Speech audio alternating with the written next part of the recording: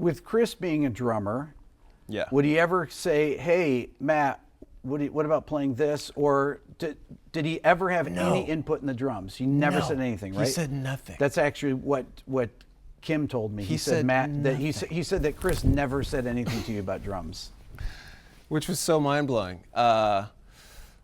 I think it was partly mutual respect. You know, we both really loved what each of us brought to the table. But I think he just liked what I was doing. Like, you know, he trusted my instincts as a fellow bandmate and musician and songwriter and everything. No, that never really happened. You know, but then again, you know, conversely, like some of his demos had him playing drums, or it had some drum programming that I followed to a T because they were fucking great parts. Yeah. You know, for me, it's just all about like making sure the part fits the song to the best of its ability. And some of his stuff that he came up with, like, you know, for instance, a song "Ugly Truth" on "Louder Than Love" is a song he wrote top to bottom. He wrote everything, drum part, everything. That he did a demo on that tune that I loved immediately, and so that's an example of me playing what he came up with. Okay, so when he would come with a demo like that, it was on a cassette. Would he play it for the whole band, or would he give you a cassette and say, "Hey, I came up with this song. What do you think?" Yeah, he would normally like take this home and listen to this. Yeah. It wasn't like, okay, everyone sit down, listen to my demo kind of thing. Yeah. We were like jamming or learning 10 other things, at the same time. So you go home, you'd listen to this, and what would be the first thing you think when you hear that song? This song rules. Like, this is going to sound so amazing in our band. You know, it was just that feeling of elation of like, oh my God, I get to play a song this good. That, it was always that kind of stuff with his demos. I mean, some of them, not all of them, flew with the band, but it was always a joy to hear what he would bring to the table, and Ben and Kim and everyone always had a really unique sense of songwriting, and it's cool when you get to play in bands like that where everyone is able to contribute in their own unique ways. It doesn't always work in all settings, but if you can find that right group, that right combination, then it's pretty. You're lucky, Yeah. You're lucky, for sure. Now, when we talked last year, I asked you about the drums on Badmotorfinger, like Yes. on Jesus Christ Pose, for example. Yeah.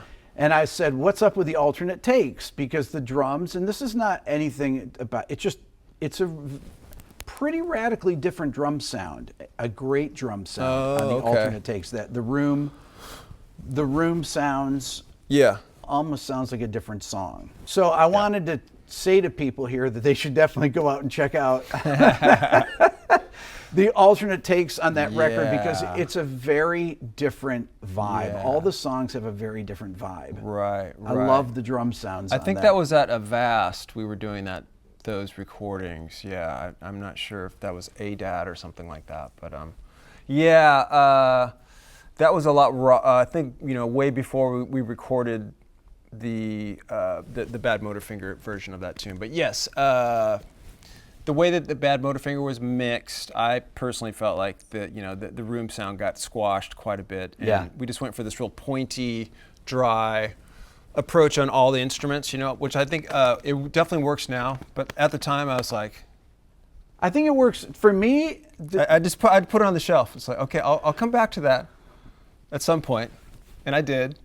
And it sounds fine. If you don't know that anything else exists, that there's another possibility, you don't ever think about it. It doesn't even occur to you. Yeah.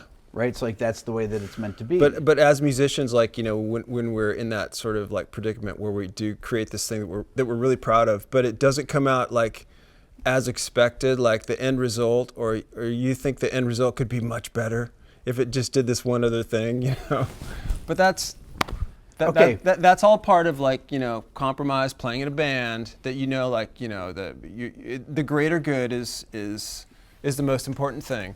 Okay, so but as the artist, you're just like, oh shit, it could have done this. You know what I mean?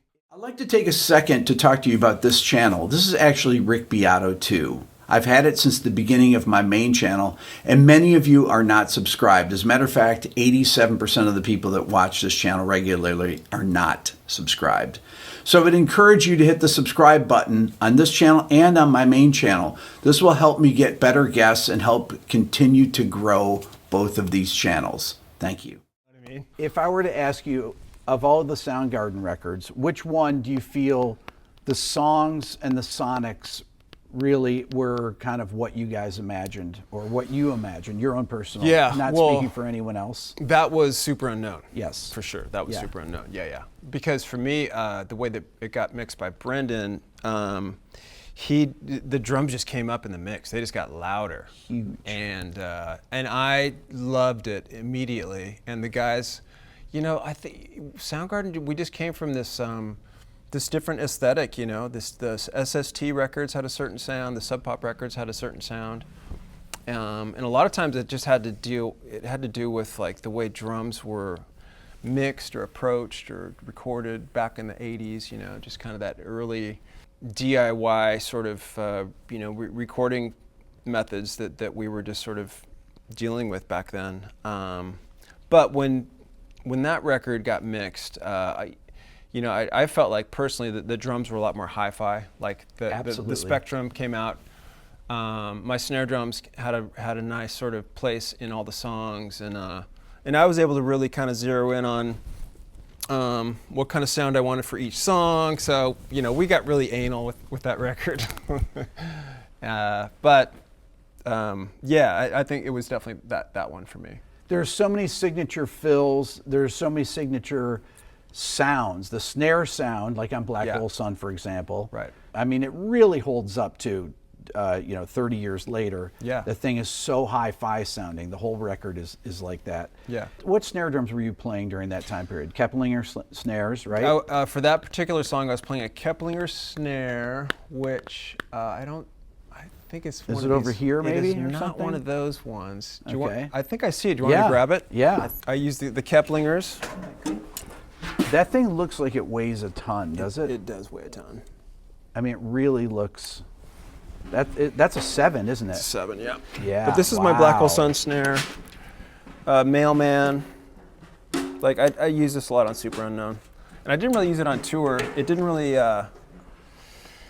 Is it because it's a 7 that it's hard? That you feel when you're playing it, it's more difficult to hear. Yeah, you know, I think it was more inconsistent live, like, you know, through the PA and stuff like that. Yeah. Like, it worked great through a microphone, but sometimes.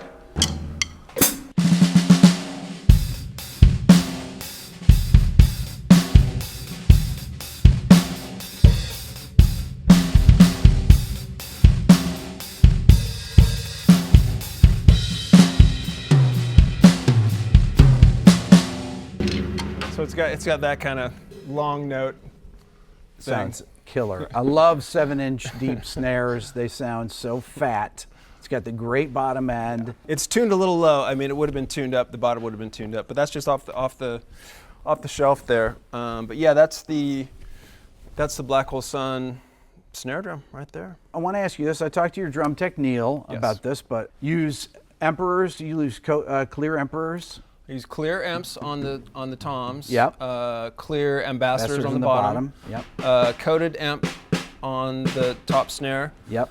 And then I use the Ambassador TD marching snare drum snare side head, which has a lot thinner bevel on the where it hits on the rim, so you can crank it up super high. Yeah. Yeah, that's pretty much it. And then I've got the Power Stroke, clear Power Stroke on the kick. Zildjian cymbals since day one. Yeah, forever. I've loved them since I was a teen. Vic First sticks. Yeah, and Yamaha. You know, Yamaha pedals, shells, hardware.